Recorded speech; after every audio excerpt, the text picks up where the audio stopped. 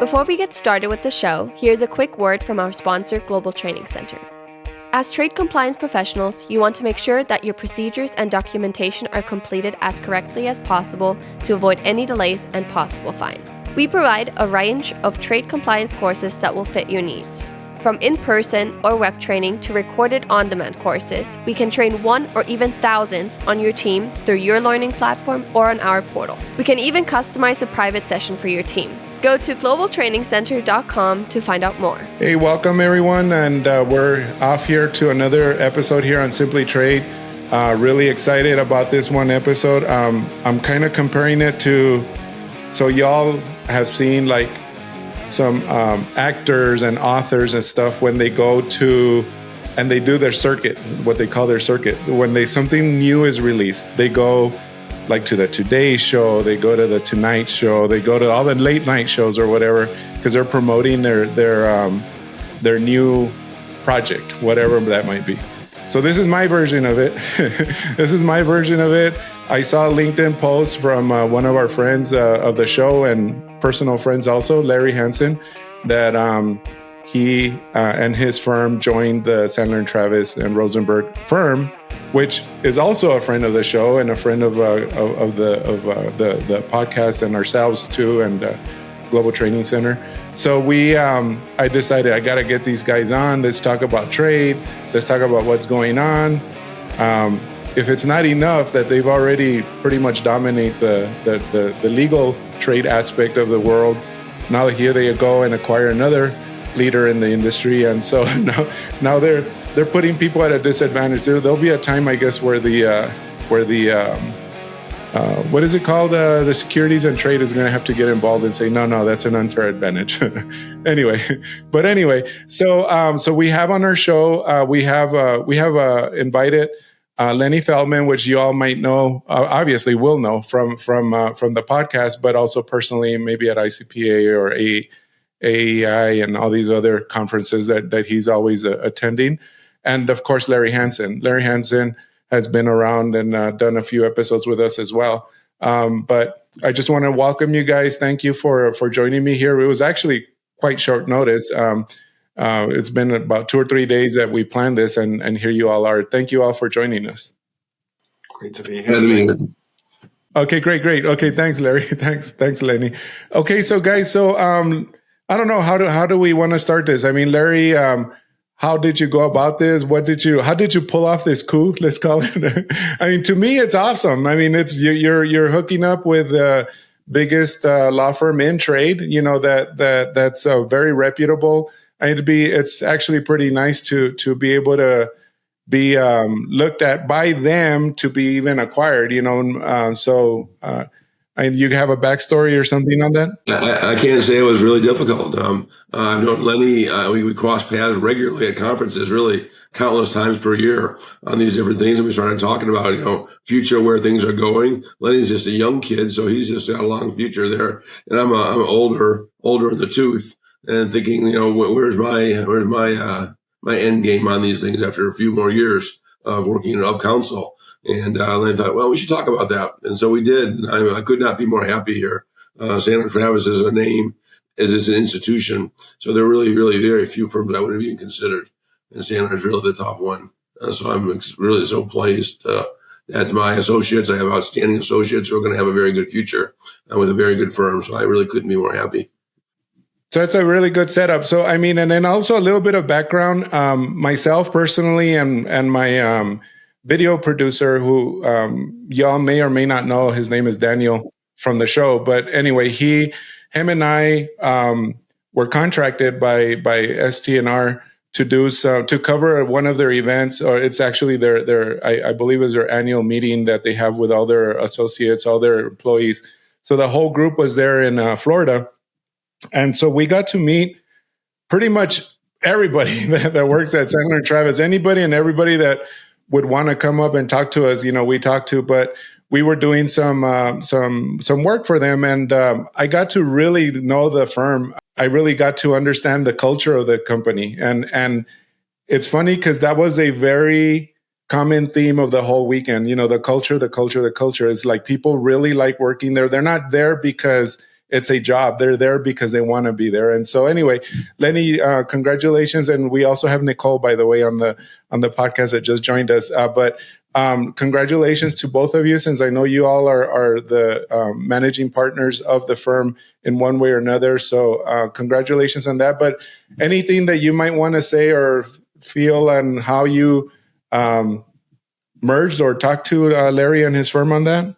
Sure. Yeah, we're just thrilled. Nicole and I and the team are just thrilled that Larry and his team agreed to join us. It technically wasn't even a merger, really. It was Larry and his team coming over to Sandler, Travis, and Rosenberg, which actually makes it a lot easier legally. That's a whole nother story. But, I've known Larry for decades. Nicole's known Larry for decades. We've all known each other. And over the years, we got to know his 4 associates as well. And like I say, Larry and his guys, they're Texas gentlemen. They're just such great people. They're such professionals. You meet Larry, you hear him talk. He's the consummate professor. He's the storyteller, and people just love him. And I said, hey, we're talking to Larry Hansen. People, I didn't even get to tell Larry this yet, but people, my colleagues saying, oh, I love Larry Hansen. Is this really going to happen? I mean, that's just Larry, So, and then I said on his associates, and I was talking to someone in another firm today, like, oh, I love Larry's associates. They're just such great guys. They're great people. They know their craft. They know what they're doing. They're so dependable, ambitious, and they're just such a pleasure to work with. So Lalo, you saw our culture, that it's about elevating people. It's about lifting people up. It's about mentoring people. And one of the cool things that Nicole and I always say, the mentoring always goes both ways. I'm mentored by our associates, the people who have been in business for a few years, because they get the technology, they get AI. If I don't understand that stuff, I'm a dinosaur. So they're our mentor, as well as our intergenerational team, where we have folks who have been practicing more than Nicole, Larry, or myself, approaching 50 years, and they're super relevant to our practice as well, and everyone in between. So that's what makes it really cool. And Larry and his guys get that, and we're just really thrilled that it's fitting like hand in glove. And we knew it would, and it's only been our first week, but just seeing the interactions and everyone working back and forth, man, we're just having a really good time doing this, and it's going to get even more fun. I wish they could have made it. By the way, Larry, we were trying to get this done so you can make it in November, so you could see Nicole and everyone do their thing. But man, now we're motivated to get everyone together even sooner. And they're going to be coming out of Miami soon for some really cool meetings. But really so happy that we're starting 2025 out with such a bang with Larry and his guys. Nice. So, exactly. So, Nicole, continuing on with what Lenny said, and again, just because it was my personal experience, and you might have caught this or not, but when I went out there and I y'all hired me to do some work over there for your annual meeting, et cetera, when I met everybody down there. But I was saying how the culture, and that's how Lenny kind of took off from there. But I remember this saying. I always remember this saying, and it's appropriate. It's really not a saying, but I remember what like they used to say that Steve Jobs used to say. He used to say, and I may botch this, but the idea is there. He used to say, we don't hire smart people to tell them what to do. We hire them to tell us what to do. So, what do you think? Is that like the consensus here, or the thought process with Larry's group? Absolutely. One of the things is for years, well, first off, I am at the law firm, but I am not an attorney. I practice the government relations part of it. Fortunately, because I'm in the District of Columbia, I can still be a partner in a law firm because it's not a state.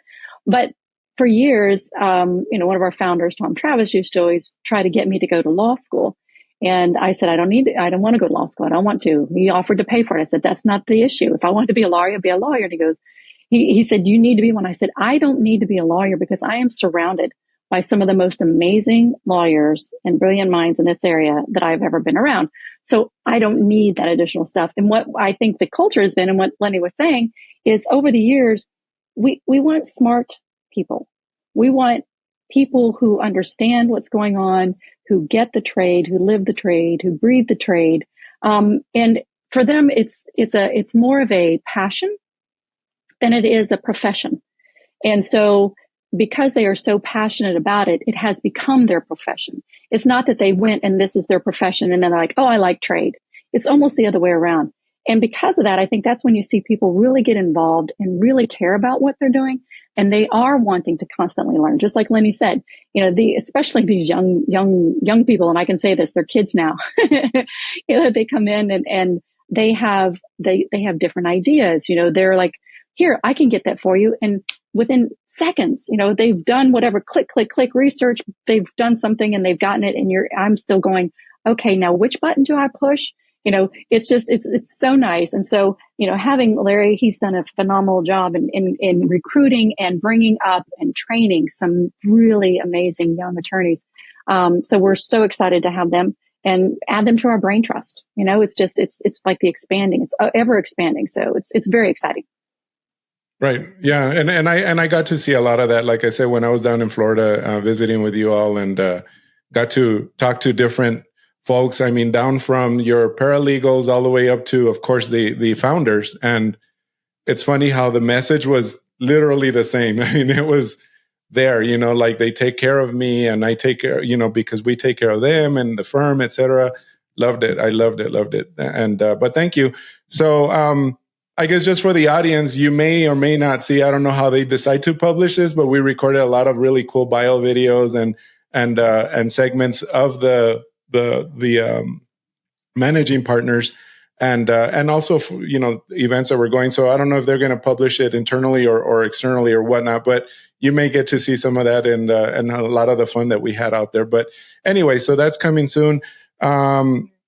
Let's talk about this week. I guess this week and next week, we're winding down the current administration, and we're kind of trying to figure out if any of these comments are going to be true or not coming up here in a couple of weeks. Is it a saber rally or is it like really happening? You know what I mean? So I know Larry personally, like I know he has some opinions about that. Nicole, I saw you've been posting, meeting some of the new classes coming in, the new Congress and senators, et cetera. That is actually pretty cool. I wish I was a fly in the wall in some of those. Being a podcaster, I would love to like hear what you guys are telling these the legislators. Like what. I mean, I guess you were also there part as NCBFAA as well, and just representing an organization as a lobby group, et cetera. So that was pretty cool. I mean, so the floor is open. Really, anything that you all might want to say or comment on anything like that coming up. I know our audience would love to hear that. Well, I'm going to jump in first. So my mantra for this year is don't take the bait. We're going to hear things. People, we've got to remember that things are going to be said. Ideas are going to be expressed. The complete opposite idea is going to be expressed. And then a third idea is going to be expressed. And what we've got to do is refrain from what I felt we did or at least I know I did, I know a lot of the companies did, is immediately react to the tweets, immediately react to any pressers that the president-elect and his team might have, and suddenly get all worked up. And so my thinking, and as I said, my mantra is don't take the bait. Let's look at what's going on. Let me give you a perfect example. So the president-elect has said, I'm going to put universal tariffs on everyone, 10 to 20%. And then there was a Washington Post article that came out and said, reliable sources in the course of conversations, that they're looking at priority industries to target, whether that be steel or computer chips or, certain other very specific industries. And then about 2 or 3 hours after the Washington Post article came out, there was a Truth Social post which refuted that, saying it's fake news. I'm still going to put universal tariffs on everyone. So what that tells me is that discussions are ongoing, right? So first it was, oh, great, it's only going to be a few industries, but the industries that were going to be impacted were really worried. And then it was, no, it's going to be on everything. And so people are frantic. What does this mean? What's going on? What's the truth? The truth is discussions are going on. It tells me that clearly a decision has not yet been made, that they are looking at options. One option might be priority industries. They are still looking at the president-elect's idea of hitting all industries, all nations, all products. So it may also depend on what happens in Congress, right? If they pass this huge budget reconciliation bill that's going to cost trillions of dollars, right now there is some thinking of some members of Congress, including the incoming administration, that, we'll just pay for all that by increasing tariffs. Well, we've never used tariffs really to offset budget spending like this. So it's very different from the way that we've always tried to manage the budget process. And I think it depends on if that is accepted as a way to newly manage and have pay-fors for all of our expenditures, then we might see universal tariffs on everything, and depending on how big the spending is. So I think there's just a lot of factors. And my advice, I think, to companies is we're going to see tariffs. Absolutely, without a doubt, we're going to see more tariffs. But we need to take a moment, step back, realize how big they might be. And then, because we know they're coming in place, start thinking now about ways to mitigate those tariffs. And I think that's to me is sort of my advice for going into these next 4 years. So my mantra has been the best offense is a good defense, because I agree, don't take the bait, but someone's going to take the bait, and it's going to be a big old fish taking that bait. And when you get Nicole and I talking about fishing, we're talking big fish out there. I know Larry's a fisherman, but I have to see. I'm not really, but I play one on TV. But someone's going to there's going to be bait, and there's going to be some fish in the pond that are going to be captured. I'm talking about those tariffs. So I feel importers need to take stock of the current tariffs, number one, and if they're even applying them appropriately to their merchandise and what may be ahead. And I was asked this morning on another webinar, what is your starting point with everything else out there? And I say it always starts with classification. There are so many companies who are just still not classifying their merchandise properly, and that could be good and bad. It could be bad because if you're going to owe more duty, customs could go back 5 years, and they're going to get very aggressive on some of these provisions that they might not have focused on before. When the tariffs go to 5, 15, maybe 25%, it's going to happen. But companies may be missing opportunities, putting their merchandise in the wrong provision, and maybe they are not in a position to take advantage of those that might be escaping the tariffs. There's an opportunity now for exclusions, 301 exclusions in Chapter 84, 85 that a lot of companies should be taking advantage of if they have their classification right, okay? There was just a case that when it came out in December, the G&H case, this was my podcast last week on 2 Minutes in Trade that Nicole leads, and a lot of us support her on just about every day, thanks to Nicole. And there was a case as to, an exclusion went through the USTR, it was granted, and then lo and behold, Customs comes back and says, nope, your classification was wrong when you went ahead and got that exclusion, right, Larry? I'm sure you saw that. You're a scholar and all that stuff.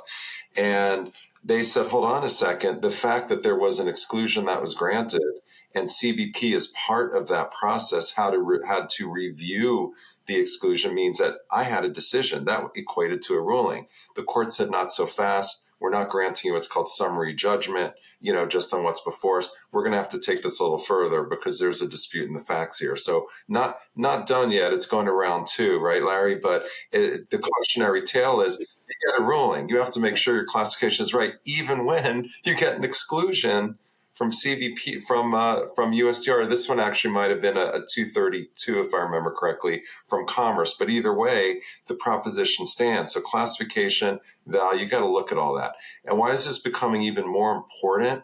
And this is something else everyone's focusing on. The whole de minimis landscape is about to change. I can't tell you exactly what it's going to look like a year from now in January 2026, but I will tell you this. It's going to look a heck of a lot different than it does now. And I'm not talking a year from now, probably 6 months, 8 months from now. We're waiting to see if these notice of proposed rulemakings are going to come out before this administration sunsets. I have reason to believe it's very possible, I'm going to say even more likely than not, within the next week or so, one of the 2 rules that CBP is working on could actually come out so that this administration can say, we've been at this for years. We're going to put our thumbprint on de minimis, and we're going to start changing the algorithm to it. Not only the procedure, the data that's needed, which is going to be very important for a lot of people, the efficiencies, what's within the realm of the possible, what parties need to be reported, who can even file potentially, who do you need to report. But in addition, potentially looking at the 301 duties and excluding those situations, the merchandise covered under China 301 from de minimis. That is going to be a duty levying event. As a result of those duties being levied on 301, people are going to have to look at their classification. They're going to have to look at how are they going to get those funds to CBP. That's going to be a seismic shift in the de minimis world. So there's a lot going on, and those fundamentals, that's why I say, got to go on the defensive, get back to basics, make sure you have everything right. And if not, you really got to look at how you're going to change that and improve it so you could take advantage of those opportunities that you might.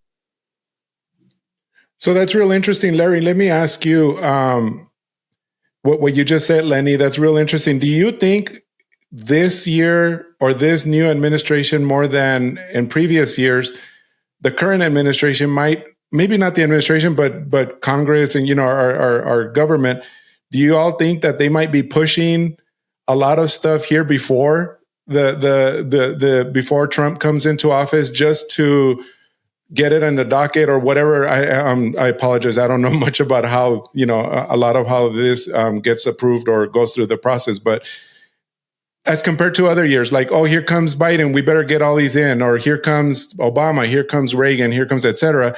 Let's try to get a lot of things here, the like 11th hour type bills or ideas or whatever, pass through. Do y'all think that that's even more evident now than it was in the past, or is this common, or what's going on with that?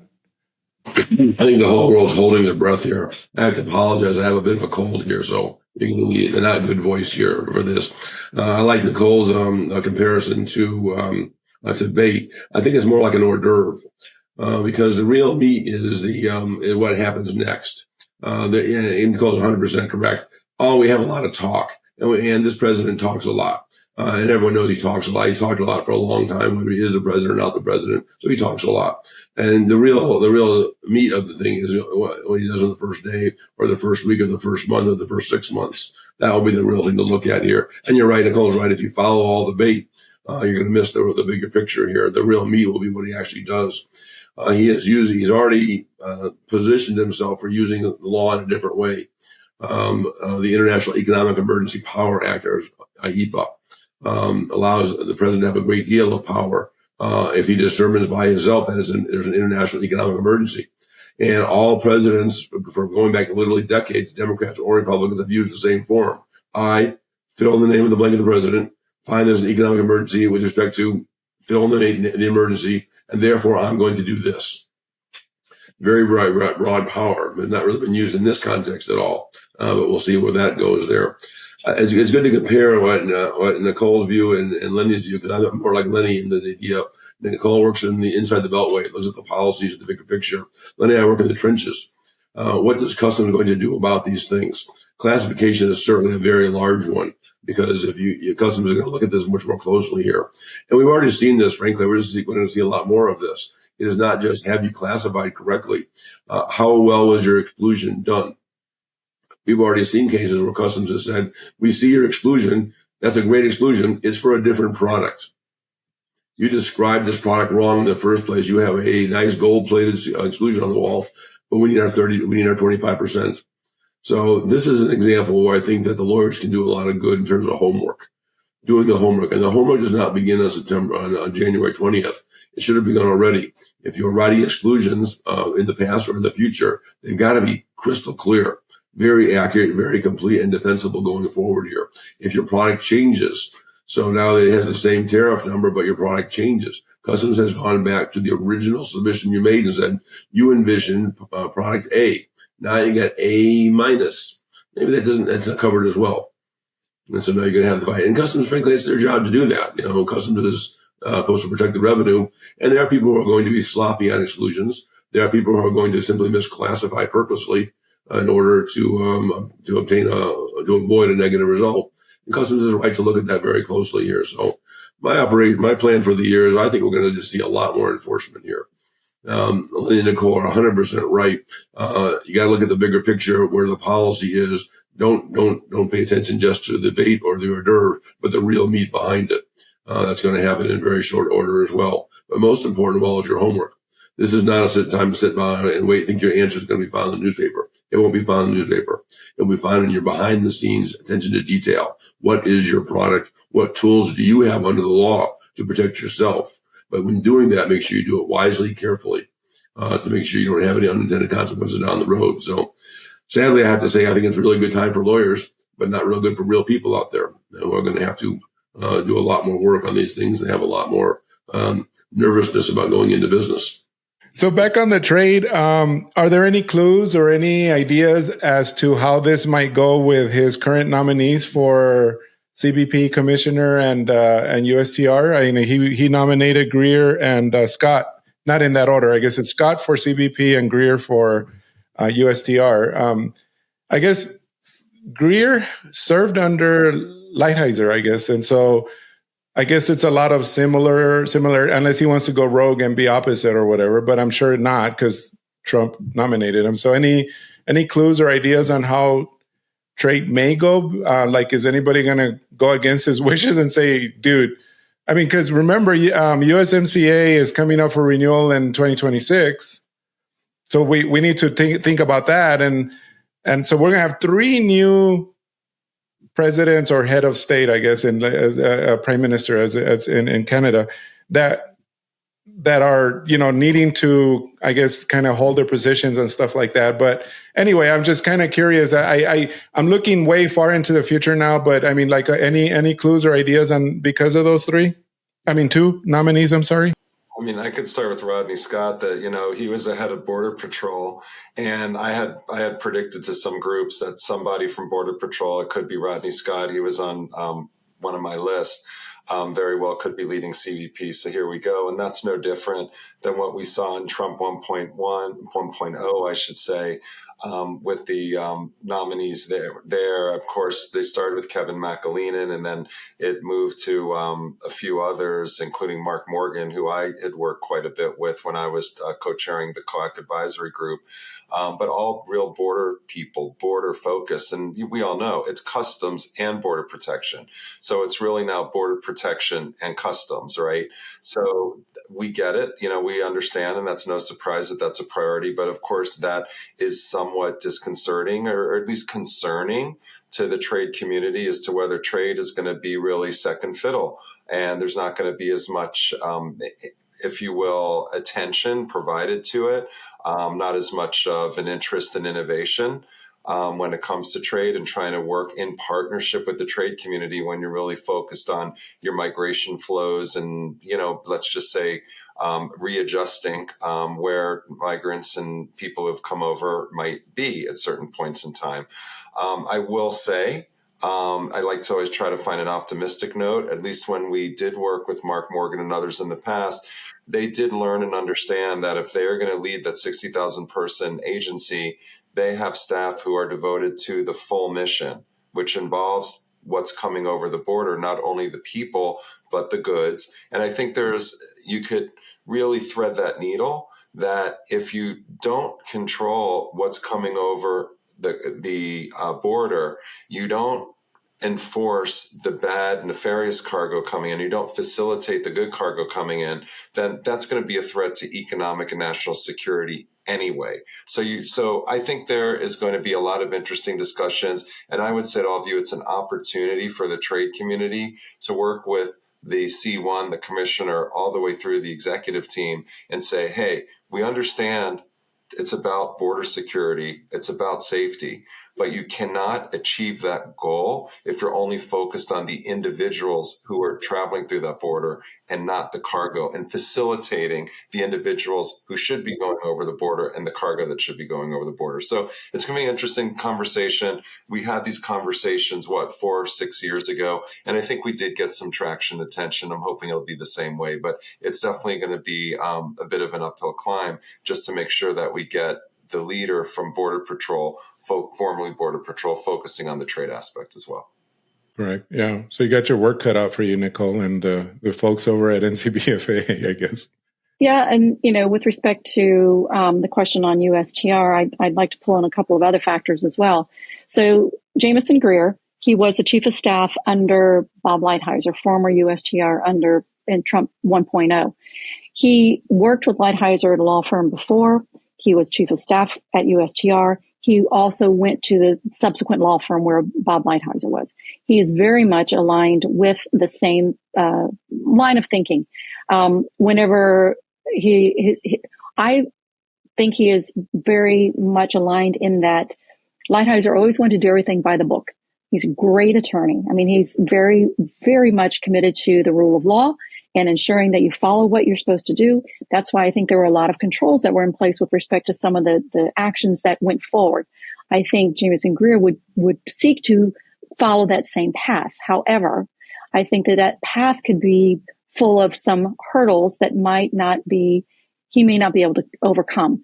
And two of those hurdles that I see immediately in my mind are the Secretary of Commerce nominee, Mr. Howard Lutnick, and the Peter Navarro, who has been nominated to be the Special Assistant to the President on Manufacturing and Trade Affairs. And if you look at the announcement for the Secretary of Commerce, Mr. Lutnick, Mr. Trump said that he is going to be in charge and have oversight of the USTR and tariff issues. USTR is an independent agency that is a part of the office of the president. Congress gave authority for making tariffs or taking tariff actions to the president. And so USTR is the entity that has always governed that, undertaken the 301 investigation, help implement the 232. All of those types of investigations and tariff issues and negotiations have been handled by USTR by the authority given by Congress. Now, I will also say that probably since Reagan or Nixon, I don't even know, I think it was Reagan was the first one who was trying to get USTR under the control or guidance, oversight of commerce. Congress has always fought them very, very hard to keep that independent agency looking at these issues. I foresee that to happen in this instance as well, because despite the fact that there is a majority Republican Senate and House, you don't have some people who are willing to give up that authority that they've given to Congress. So he's going to have to deal with Mr. Lutnick, number one. Number two is Peter Navarro. Peter Navarro was the person who sat down the hallway from President Trump during his first administration. And according to some of my friends who worked in the White House and worked directly with Mr. Navarro, he is the one who was constantly bringing up more tariffs, put on tariffs, got to have tariffs. If you look at the Heritage Foundation's Project 2025, there's a chapter on trade. Mr. Navarro wrote one of those chapters on trade. His is, we got to do the Tariff Reciprocity Act, which would be the United States. If Brazil applies a tariff of 35% on apples and we apply one of 15, then for Brazilian apples, we apply 35. If the Chinese apply a 45% tariff on apples and we do 15, then we apply on Chinese apples the 45%. So you can imagine the nightmare that would be for customs to try to implement, number one. But he's really focused on this Tariff Reciprocity Act and focusing on dealing with the partners with which we have the trade deficit. So you've got a situation where these other people are very, very strong personalities. Jamison Greer is a great guy. I worry that he doesn't have the same level of energy, excitement, gravitas with Mr. Trump that these other two do and will have. So while I think Greer is going to be someone who's going to try to follow the law, I think it's going to be difficult for him to try to keep these trains on the track. And there's not going to be any guardrails. And just trying to keep him on track, I think is going to be difficult. And I hope he's up to the task. Let's put it that way. I don't think he'll have any difficulty getting confirmed by the Senate. Yeah, the discussions between Commerce and USTR, I don't think that President-elect Trump really knew that subtle difference here about what office was under another office. I'm looking ahead toward what happens next on that debate here, because on one hand, it's one thing about the tariffs, but the word we're not used here is the word retaliation. There will be retaliatory tariffs here. retaliatory tariffs are going to be very difficult for the Department of Commerce's other job. Department of Commerce's other job is to really support exports. We are big on exports. And if you are the same person that is in charge of export development, but also handling retaliation because of against our exports, we saw this in 2018 with the soybeans. All of a sudden, there was a retaliation on the soybeans, and the U.S. farmers were all of a sudden very, very concerned about this idea of tariffs, because some of them is not just the Tennessee whiskey was one of them, but the soybeans. And soybeans are an outstanding example, because when the counter soybean tariffs were put against U.S. products, the world market had to find another place for soybeans, and they found it in Brazil. They went to Brazil and said, well, Brazil said, we make a lot of soybeans too, and here's our contracts. And some of those contracts aren't coming back to the United States here. I mean, there's retaliation here. So looking down the road, how they handle the retaliation will be something to watch for. But I do agree with Lenny as well. I think that the having a U.S. Border Patrol person gives us a very clear prediction of where they will be. But when I heard that, I took that in stride, actually. I thought, okay, it really doesn't matter. We've had quite a few, many examples in our lifetime of commerce or customs commissioners who had nothing to do with customs at all. It was a political position for the longest time. And it was sort of rare to have somebody who knew what a tariff schedule was. And we all survived that, because it really did it was the professional customs staff has lasted over the decades, and you got to respect them for that. I want to know who will be a new Office of Trade. That'd be the real meat and potatoes people who really work on these things here. There's sometimes talks about President Trump wanted to put loyalists in high level, not really an appointed position, not Office of Trade, just a loyalist to be the president's fly on the wall. And that will disturb what is otherwise a very good agency who can handle these things despite the politicians. So I'm hoping that Customs is Nicole's right, they have a difficult job. Well, this soybean coming from Brazil will have this duty, but not from this place. There's a different duty, and then it'll be a certain periods of time. And then importers are trying to plan ahead for months about their product flow, their supply chain. It's all very difficult for them. So it's going to be difficult for everybody for sure. Exactly. Yeah. Well, in the interest of time, I don't want to take too much more of your time for all three of you. Any last words? Doesn't matter, trade, personal, whatever, whatever you might want to wrap up with. You're free to anything else. I think it's important for trade to talk. One thing we learned about during the election, there is a general level of misunderstanding about trade. That sort of shocked me, but that was the most shocking thing for me. There were a sizable number of Americans did not know that duties on Chinese goods are paid by the Chinese.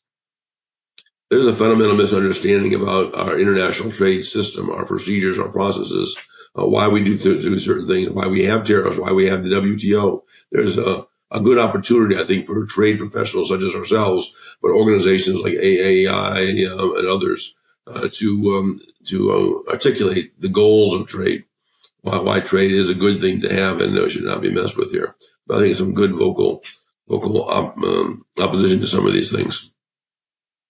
I was going to say, just really make sure that you get accurate information. There's going to be a lot of misinformation, I think, that's going to go out there. There's going to be a lot of opinions on things, but opinions does not equate to fact. It does not mean it's accurate. Get out there, go to the association events, whether it's, the Houston or Florida customs brokers, the national customs brokers, they work really hard in getting accurate information. The American Association of Exporters and Importers, AFA Footwear and Apparel, where Nicole is a regular, a lot of us go there a lot. Get on webinars, and make sure the webinars, frankly, are provided by reliable sources. Sometimes I think the three of us are shocked as to the type of information that's provided at webinars or seminars, not always accurate. But go on webinars. I'd like, of course, to say we have some good ones. So, go on, listen to them. Brokers need to do this now under continuing education. Go to your broker. Your broker is really a reliable source as well. And get your information. Read the trade report from STNR. Read International Trade Today. Whatever's your go-to, because it's going to be changing really quickly. So just make sure you stay on top of it so that you know what's changing. And again, what is real and what isn't necessarily sending you in the right direction, which could lead you maybe to some unfortunate consequences. I'd add one more. Listen to our 2 Minutes in Trade podcast. It's about 2 minutes. What's really funny, one time I was on a conference call with someone, seeing them first face to face on a video like this, and the gentleman says, "Oh, hey, you're the person behind 2 Minutes in Trade." He goes, "I listen to it every day at 1.5 times the speed." And I go, "It's 2 minutes and you listen to it at 1.5 times the speed." So, but we tried to, I tried, and Lenny and some of my other colleagues, we try to cover, like, what's happening, what's really going on, what are some of the things, a lot of inside the beltway stuff, trying to give people an idea. And I think we also need to remember that while we right now have talked today really focusing on the administration, that a lot of the changes are also going to be brought about by Congress. And so we have to watch what's happening on the Senate and the House and what laws are actually going to pass, because those are going to impact trading as well. As Lenny mentioned, we potentially have some notices of proposed rulemaking that may be coming out from the administration with respect to e-commerce, but the law needs to be changed to make some significant changes. It's very possible we could be seeing a 21st century customs framework agreement. I like to say we should be talking about the 22nd century, since we are already in the 21st. But we could be seeing laws that are going to come out that impact that. We're also seeing the tendency for Congress to try to pass different laws on China and on other countries. So I think we've got to watch not only what the administration is doing, we've got to watch what Congress is doing. And as both my colleagues have said, Lenny and Larry, that when you're looking at the information, like I say, don't take the bait, slow down, get the right information, get accurate information, and then, let's think of a way to address it, educate it, mitigate it, or resolve the issue. So I think that's sort of my advice going forward. Well, thank you all. I mean, this was very informative. I'm sure we could have gone another hour or so, but anyway, there's so much to talk about. But thank you all for joining me, and hopefully we can have you all here in the future. And of course, I know for sure I'll run into some of you at conferences, because that time of year is coming here pretty soon. So, so anything else? You all, whoever's listening to this, you can catch how to contact any one of my guests today, Nicole, Larry, and Lenny. We have their links or their contact information on the show notes. Watch that. Go down to that, or if you're watching on YouTube, you should catch that also on the description for the show. So thank you all so much. Hopefully this has helped you at least kind of kick off here the year a little bit and get a better understanding.